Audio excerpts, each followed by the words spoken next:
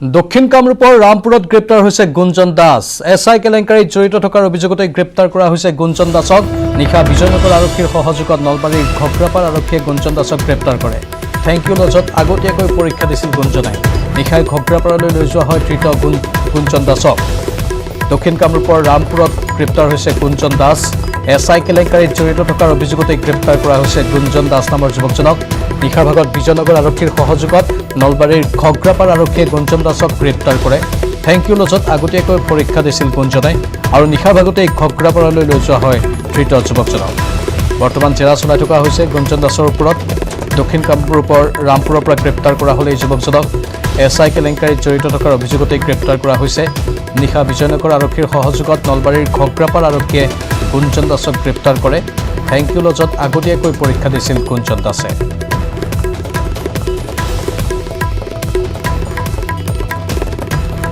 আৰু এই সন্দৰ্ভত আমাৰ নলবাৰীৰ সংবাদদাতা ত্ৰিদীপ কলিতাৰ এক প্ৰতিবেদন আগবঢ়াইছোঁ। এছআই কেলেংকাৰীৰ দিন যিমানে বাঢ়ি গৈ আছে সিমানে যেন আটকাধীন লোকৰ সংখ্যা বাঢ়িছে নলবাৰী সদৰ থানাত। কিয়নো নলবাৰী সদৰ থানাত পুনৰ এজন আটকাধীন লোকৰ সংখ্যা বাঢ়িল। এগৰাকী পৰীক্ষাত গোপন পৰীক্ষাত অৱতীৰ্ণ হোৱা আন এগৰাকী পৰীক্ষাৰ্থীক নিশা নলবাৰী আৰক্ষীয়ে আটক কৰিবলৈ সক্ষম হৈছে আৰু সেই যুৱকগৰাকীৰ নাম হৈছে গুঞ্জন দাস। দক্ষিণ কামৰূপৰ ৰামপুৰৰ গুঞ্জন দাসেও থেংক ইউ লজত গোপন পৰীক্ষাত অৱতীৰ্ণ হৈছিলে আৰু তাৰ পিছতে নিশা নলবাৰী আৰক্ষীয়ে ৰামপুৰৰ পৰা গুঞ্জন দাসক কৰায়ত্ব কৰিবলৈ আটক কৰিবলৈ সক্ষম হৈছে। এইখিনিতে এটা কথা উল্লেখ কৰিব বিচাৰিছোঁ যে নলবাৰী জিলাৰ যি এই কেলেংকাৰীৰ সৈতে জড়িত কুলদীপ ৰাজবংশীক বৃহস্পতিবাৰে আটক কৰিছিল আৰক্ষীয়ে আৰু তাৰ পিছতে তেখেতৰ ঘৰত অভিযান চলিছিল, তালাচী অভিযান চলিছিল আৰু তাৰ পিছতে গ্ৰেপ্তাৰ কৰা হৈছিল। আৰক্ষীৰ যি আদালতত হাজিৰ কৰাৰ পিছত পুনৰ আৰক্ষীৰ জিম্মাত লোৱা হৈছিল আৰু তাৰ পিছতে তথ্য পোহৰলৈ আহিছিল। শেহতীয়াভাৱে 5 গৰাকীকৈ পৰীক্ষাৰ্থীক আটক কৰিছিল নলবাৰী আৰক্ষীয়ে আৰু তাৰে 4 গৰাকী পৰীক্ষাৰ্থীক ইতিমধ্যে জেল হাজতলৈ প্ৰেৰণ কৰিছে।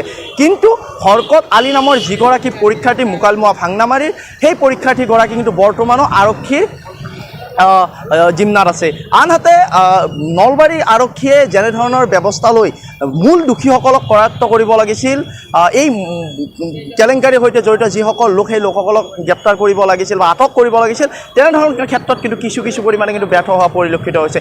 এইকাৰণে কৈছোঁ যে নলবাৰী জিলাত ননৈত ঘৰ হৈছে দিবন ডেকাৰ, যি এই কেলেংকাৰীৰ মূল মাষ্টাৰ মাইণ্ড বুলি ক'লে হয়তো ভুল কোৱা নহ'ব। কিন্তু দিবন ডেকাক আজিলৈকে কৰায়ত্ব কৰিবলৈ সক্ষম হোৱা নাই অসম আৰক্ষী, কৰায়ত্ব কৰিবলৈ সক্ষম হোৱা নাই CID।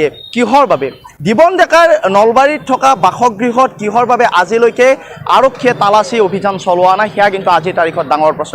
আনহাতে আমি আন এটা কথা ক'ব বিচাৰিছোঁ, যি এই কেলেংকাৰীৰ সৈতে জড়িত যি কুমুদ গোস্বামী কৃষি বিভাগৰ এগৰাকী গ্ৰাম সেৱক, কৃষি বিভাগৰ গ্ৰাম সেৱক কুমুদ গোস্বামী কালিৰ দিনটোত সন্ধিয়াৰ ভাগত CID আৰু অসম আৰক্ষীৰ ওচৰত আত্মসমৰ্পণ কৰিছে আৰু তাৰ পিছতে তেখেতক গ্ৰেপ্তাৰ কৰা হৈছে, কৰায়ত্ব কৰিছে CID। কিহৰ বাবে দৰিকণা খৰিহনা ধৰা অসম আৰক্ষীয়ে কিহৰ বাবে মূল দোষীসকলক, মূল অপৰাধীসকলক গ্ৰেপ্তাৰ অথবা কৰায়ত্ব কৰিব পৰা নাই? আত্মসমৰ্পণ কৰাৰ পিছতহে গ্ৰেপ্তাৰ কৰিছে বা কৰায়ত্ব কৰিছে। আচলতে এয়া ফেকু ভাওনা হৈছে নেকি? এছআই কেলেংকাৰী সঠিক ৰূপত তদন্ত হৈছেনে?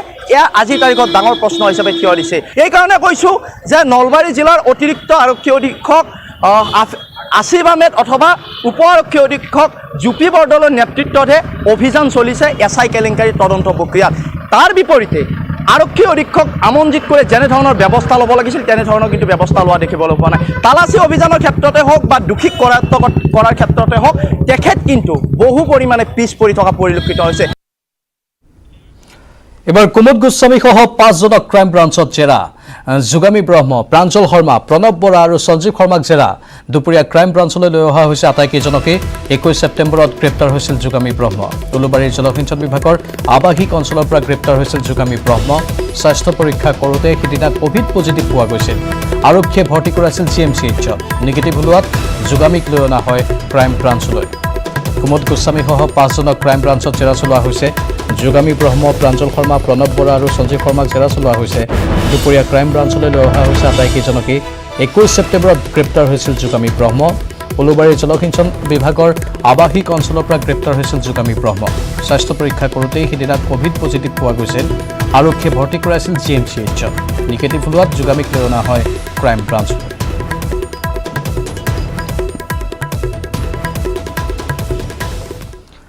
ৰাজ্যত এতিয়া নিতৌ বৃদ্ধি পাইছে কৰোনা আক্ৰান্তৰ সংখ্যা। কৰোনাৰ ভয়াৱহতাক লৈ এতিয়াও সজাগ নহয় একাংশ লোক। মহানগৰীৰ বেলতলাৰ অলিয়ে গলিয়ে ঘূৰি ফুৰিছে এদল যুৱক যুৱতী। ৰাষ্ট্ৰীয় স্বাস্থ্য অভিযান ৰাজ্য চৰকাৰৰ উদ্যোগত মোকাভিনয়ৰ জৰিয়তে মাস্ক নিপিন্ধা লোকক সজাগ কৰোৱা হৈছে। এক বিশেষ উদ্যোগ গ্ৰহণ কৰা হৈছে বশিষ্ঠ অঞ্চলত, সজাগতামূলক এক পদক্ষেপ। অধিক জনাব আমাৰ সতীৰ্থ উৎপল হালৈয়ে। ৰাজ্যত প্ৰত্যেক দিনে বৃদ্ধি পাইছে কৰোনা আক্ৰান্ত ৰোগীৰ সংখ্যা আৰু সেই সংখ্যা এতিয়া 1,75,000 দিশে চুইছে আৰু অতিক্ৰম কৰাৰ পিছতো ৰাইজ সজাগ আৰু সচেতন হোৱা নাই। অসম চৰকাৰৰ যিগৰাকী স্বাস্থ্যমন্ত্ৰী যথেষ্ট তৎপৰ হৈ আছে আৰু তেখেতৰ নেতৃত্বতে NHCM বিশেষকৈ ৰাষ্ট্ৰীয় স্বাস্থ্য শিক্ষা অভিযান অসমৰ অধীনত এনেদৰে ইতিমধ্যে সজাগতা কৰিছে আৰু সজাগ সচেতন কৰিছে প্ৰত্যেকগৰাকী ব্যক্তিত। আৰু যোৱা 25 ছেপ্টেম্বৰৰ পৰা মহানগৰীৰ বিভিন্ন স্থানত বিশেষকৈ মহানগৰীৰ যিসকল সদাব্যস্ত এৰিয়া আৰু সদাব্যস্ত অঞ্চলত যিসকল লোক সমবেত হোৱা লোকসকলে এনেদৰে বুজাই আহিছে তেখেতসকলে মুখ্য অভিনয়ৰ জৰিয়তে। ইয়াৰ সমান্তৰালভাৱে মোৰ সতীৰ্থ কিছু দৃশ্যাংশ দেখুৱাইছে। তেখেতসকলে প্লে কাৰ্ড লৈছে যে নকৰিব ভয়, কোভিড পৰীক্ষালৈ পলম নকৰি যাওক ওচৰলৈ কোভিড কেন্দ্ৰলৈ। এনেদৰে সামাজিক দূৰত্ব মানি চলা যিসমূহ নীতি নিয়ম আছে সকলো নীতি নিয়ম মানি চলিবলৈ তেখেতসকলে আহ্বান জনাইছে। আৰু আজি ৰাতিপুৱাৰ ভাগতে মহানগৰীৰ বিশেষকৈ বেলতলা স্থানত, যিহেতু বেলতলা এটা সদাব্যস্ত অঞ্চল আৰু এই অঞ্চলত যথেষ্ট লোকৰ সমাগম হয়, সেয়েহে এই অঞ্চলতে তেখেতসকলে সজাগ আৰু সচেতন কৰিছে। আৰু ইয়াৰে যিগৰাকী মূল আচলতে আৰৰ মানুহ বিশেষকৈ মৃগাংক দেখা, তেখেতে ৰাষ্ট্ৰীয় পৰ্যায়তো কেইবাটাও পুৰস্কাৰ পাই ইতিমধ্যে অসমলৈ সন্মান কঢ়িয়াই আনিছে বিশেষকৈ মুখ্য অভিনয়ৰ জৰিয়তে। আৰু তেখেতে কৰোনাৰ সময়তো যথেষ্ট তেখেতে বিশেষকৈ নিজাববীয়াকৈ কটন কলেজৰ উদ্যোগতে হওক বা অন্যান্য বিভিন্ন অনুষ্ঠান প্ৰতিষ্ঠানৰ সহযোগত ৰাইজক সজাগ সচেতন কৰি আহিছে। আৰু আমি তেখেতৰ পৰা কিছু কথা জানিবলৈ চেষ্টা কৰিম। দাদা, আপুনি যি কৰোনাৰ সময়ত যথেষ্ট মানুহ সজাগ সচেতন কৰিছে আৰু আজি এতিয়া আপুনি ৰাষ্ট্ৰীয় স্বাস্থ্য অভিযানৰ অধীনত এনেদৰে সজাগ কৰিছে, কি ক'ব?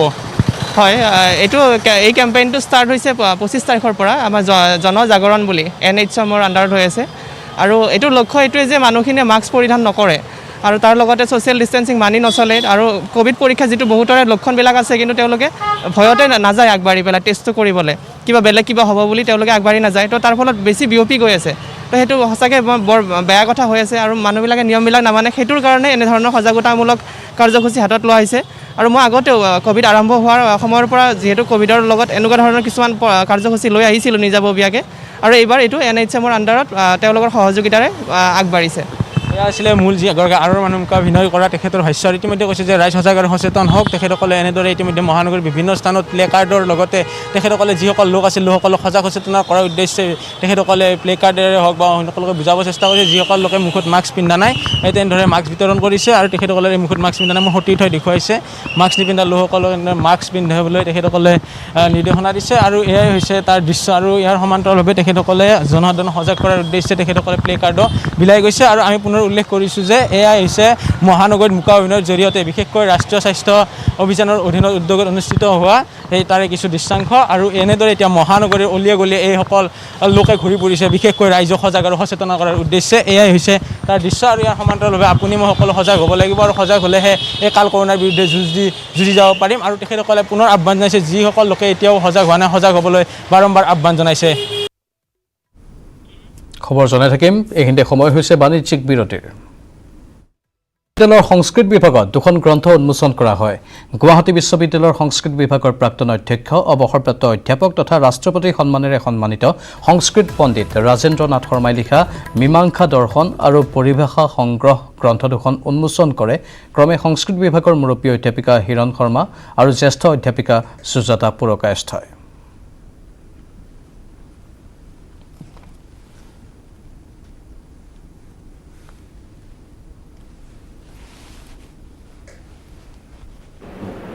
আমি আজি গুৱাহাটী বিশ্ববিদ্যালয়ৰ সংস্কৃত বিভাগে অধ্যাপক ৰাজেন্দ্ৰ শৰ্মাৰ 2খন গ্ৰন্থ আমি উন্মোচন কৰিবলৈ পাই নথৈ আনন্দিত হৈছোঁ। এখন হৈছে ছাৰৰ মীমাংসা দৰ্শনৰ ওপৰত গ্ৰন্থ মীমাংসা দৰ্শন, আৰু এখন হৈছে তেখেতৰ পৰিভাষা সংগ্ৰহ বুলি গ্ৰন্থ।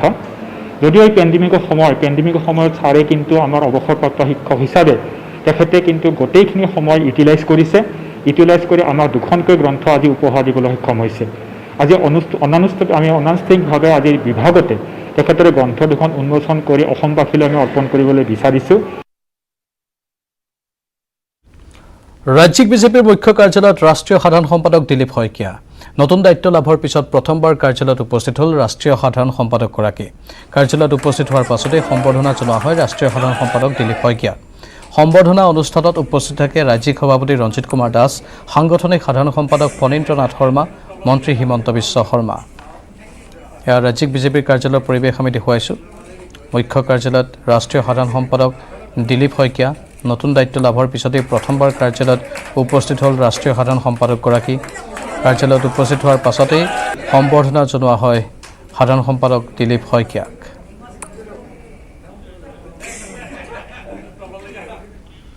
এবাৰ নগাঁও আৰক্ষীৰ জালত পৰিছে এটিএম হেকাৰ। ধৃত এটিএম হেকাৰটোৰ নাম আব্দুল হান্নান। চুৰটোৰ পৰা 4খন চুৰি এটিএম জব্দ কৰিছে আৰক্ষীয়ে। নগাঁৱৰ বিকানেৰ জেমছ এণ্ড জুৱেলাৰীত সোণৰ গহনা ক্ৰয় কৰি থকা অৱস্থাতেই আৰক্ষীয়ে আটক কৰিলে এটিএম হেকাৰক। কেইবাজনো বয়োজ্যেষ্ঠ লোকৰ পৰা চুৰি কৰিছিল এটিএম কেইখন। নগাঁও আৰক্ষীৰ জালত পৰিছে এটিএম হেকাৰ। ধৃত এটিএম হেকাৰটোৰ নাম আব্দুল হান্নান। চুৰটোৰ পৰা 4খন চুৰি এটিএম জব্দ কৰিছে আৰক্ষীয়ে। নগাঁৱৰ বিকানেৰ জেমছ এণ্ড জুৱেলাৰীত সোণৰ গহনা ক্ৰয় কৰি থকা অৱস্থাতেই আৰক্ষীয়ে আটক কৰিলে এটিএম হেকাৰক।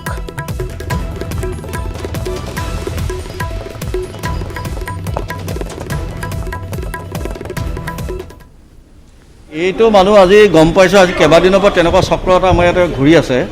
মানে কি কৰে, এটিএমটো কিছুমান বয়স্ক মানুহৰ এটিএম মানে সিহঁতৰ সলোৱাটোৱে মেইন কথা। বয়স্ক মানুহ চাই লয় আৰু চাই লোৱাৰ পিছত ছেইম কালাৰ এটিএমটোৰ লগত কিবা এটা সহায় কৰাৰ সুবিধা লৈ এইটো কৰে। এইমতে আজি আমি আব্দুল হান্নান বুলি এজন ব্যক্তি আজি গম পাইছোঁ যে ষ্টেডিয়াম এই আমাৰ বিকানীয়া জেলৰ ওচৰত এটা ঘটনা হৈছে। সেইমতে আমি খবৰ পাই গৈ মানুহটো ধৰি আনিছোঁ আৰু অধিক সোধ-পোছ কৰি আৰু পৰৱৰ্তী কি কেছৰ লগত জড়িত আছে আমি উলিয়াই ল'ম। আব্দুল হান্নান, ঘৰ কাৱৈমাৰীত। এইটো আজি বহুদিন হ'ল আৰু লগত কোন কোন আছে আমি এতিয়া উলিয়াই ল'ম। নগাঁও টাউনৰ মাজমজিয়াত এজন মানে এটিএম যে মানে এটিএমৰ আশে পাশে ঘূৰি থকা এই আপোনাৰ কাৰ্ড তেওঁলোকে বদলাই দি মানে দুখীয়া দুৰ্বল মানুহৰ পৰা পইচা মানে তেওঁলোকে হৰলুকি কৰে। তো আজি খবৰ পাই তাক ধৰা হৈছে। এতিয়া তদন্ত চলি আছে। আমি অলপ পিছতে গোটেইখিনি ডিটেইলছ কৰিম। পলাতক প্ৰাক্তন ডিআইজি পি কে দত্ত আৰু বিজেপি নেতা দিবন ডেকাক ৱান্টেড ঘোষণা কৰা হৈছে। পি কে দত্ত দিবন ডেকাৰ সন্ধান দিওঁতালৈ অসম আৰক্ষীয়ে পুৰস্কাৰ ঘোষণা কৰিছে। দুয়োৰে সন্ধান দিওঁতালৈ 1 লাখ টকাৰ পুৰস্কাৰ ঘোষণা কৰিছে অসম আৰক্ষীয়ে। দুয়ো নেপালত আত্মগোপন কৰাৰ সন্দেহ কৰিছে আৰক্ষীয়ে। পলাতক প্ৰাক্তন ডিআইজি পি কে দত্ত আৰু বিজেপি নেতা দিবন ডেকাক ৱান্টেড ঘোষণা। পি কে দত্ত দিবন ডেকাৰ সন্ধান দিওঁতালৈ অসম আৰক্ষীয়ে পুৰস্কাৰ ঘোষণা কৰিছে। দুয়োৰে সন্ধান দিওঁতালৈ 1 লাখ টকাৰ পুৰস্কাৰ ঘোষণা অসম আৰক্ষীয়ে। দুয়ো নেপালত আত্মগোপন কৰাৰ সন্দেহ আৰক্ষীৰ।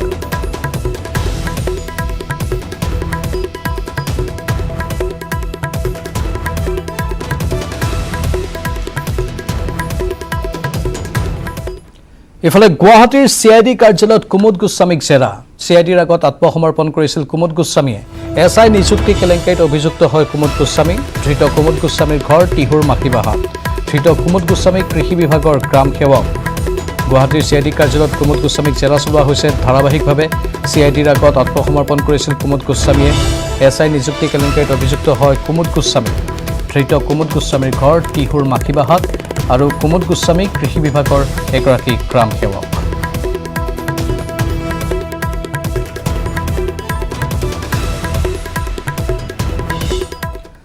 এবাৰ গুৱাহাটী ৰেলৱে ষ্টেচনত গাঞ্জা জব্দ হৈছে। 12 কেজি ওজনৰ 7 পেকেট গাঞ্জাসহ দুজনক আটক কৰা হৈছে। ৰেল আৰক্ষীয়ে জব্দ কৰে গাঞ্জাসমূহ। ধৃত লোক দুজনৰ নাম ৰাজেশ মণ্ডল আৰু অংকিত কুমাৰ। ৰাজধানী এক্সপ্ৰেছেৰে নি থকা হৈছিল এই গাঞ্জাসমূহ। ৰেল আৰক্ষীয়ে চলোৱা তালাচী অভিযানত জব্দ হৈছে গাঞ্জাসমূহ। গুৱাহাটী ৰেল ষ্টেচনত পুনৰ গাঞ্জা জব্দৰ খবৰ আমি জনাইছোঁ। 12 কেজি ওজনৰ 7 পেকেট গাঞ্জাসহ দুজনক আটক কৰা হৈছে। ৰেল আৰক্ষীয়ে জব্দ কৰিছে গাঞ্জাসমূহ। ধৃত লোক দুজনৰ নাম ৰাজেশ মণ্ডল আৰু অংকিত কুমাৰ। ৰাজধানী এক্সপ্ৰেছেৰে নি থকা হৈছিল এই গাঞ্জাসমূহ। ৰেল আৰক্ষীয়ে চলোৱা তালাচী অভিযানতে জব্দ হৈছে এই গাঞ্জাসমূহ।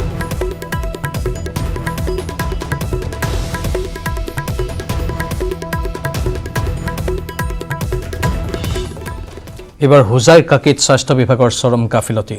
উত্তেজিত ৰাইজে উভতাই পঠালে কৰোনা ৰোগী নিবলৈ যোৱা এম্বুলেন্স।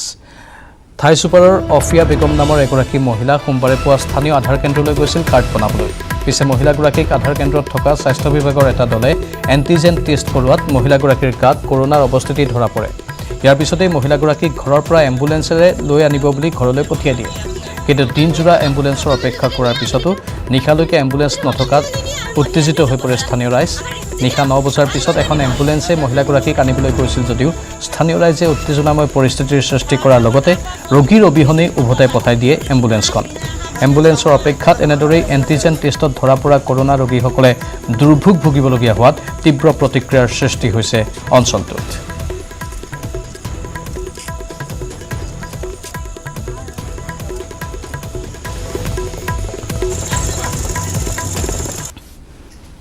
মানুহজনী মানে আমাৰ মোৰ নব লাগে তেওঁ কৈছিলে আধাৰ কাৰ্ডৰ কাম কৰিবলৈ কাৰণে আধাৰ কাৰ্ডৰ কাম কৰিব যাতে তাত কিবা কৰোনা পজিটিভ ওলাইছে ওলোৱাৰ পিছত তেওঁ মানে কৈছে যে মানে এম্বুলেন্স আহিব উঠাই লৈ যাব গতিকে সেই ৰাতিপুৱা 10টা বজাৰ পৰা এতিয়া ৰাতি 9টা বজালৈকে আমি মানুহজনীক উলিয়াই কৰি ৰেডি কৰি ৰাখিলোঁ গাড়ী আহিব আমি উলিয়াই কৰি ৰাখিছোঁ পঠিয়াই দিম বুলি এতিয়ালৈকে ৰাতি 9টা বজাত গ'ল গাড়ী অহা নাই গতিকে এতিয়া আমি ৰাতি 9টা বজাৰ পিছত আৰু নিদিওঁ বুলি ভাবিছোঁ গতিকে মানুহজনী আমি এক্সট্ৰাকৈ কোৱাৰেণ্টাইন কৰি ৰাখিছোঁ কিবা কাৰণত যদি দৰকাৰ হয় লাগিলে আমাক ডক্তৰ আহি পেলাই আমাক ইয়াতে চিকিৎসা কৰিবহি গতিকে এতিয়া আমি 9টা বজালৈকে আমি বাট চালোঁ ইমান ৰাতিলৈকে তেওঁলোকৰ ফালৰ পৰা যোগাযোগ কৰা হৈছিল নে নাই যোগাযোগ খালি এইটোৱে যোগাযোগ হৈ আছে গাড়ী আহি আছে আহিব খালি ইমানেই যোগাযোগ কেইটা বজাৰ পৰা কৈ আছে এইটো কথা কৈ আছে 11টা বজাৰ পৰা কৈ আছে গাড়ী আহিব এতিয়া ৰাতি 9টা বাজি গ'ল এতিয়ালৈকে গাড়ী আহিব ক'ব নাই এতিয়া কি কৰিব আপোনালোকে এতিয়া আমি আৰু নপঠিয়াওঁ আমাৰ ৰাখি থ'ম আগলা ঘৰত তেনেকেই ৰাখিম কোন জেগা হয় এইটো 1 নং কাকি 3 নং কাকি 5 নং গাঁও 1 নং ইয়াৰ লগে লগে এতিয়া বাতৰিৰ পৰা বিদায় লৈছোঁ নমস্কাৰ।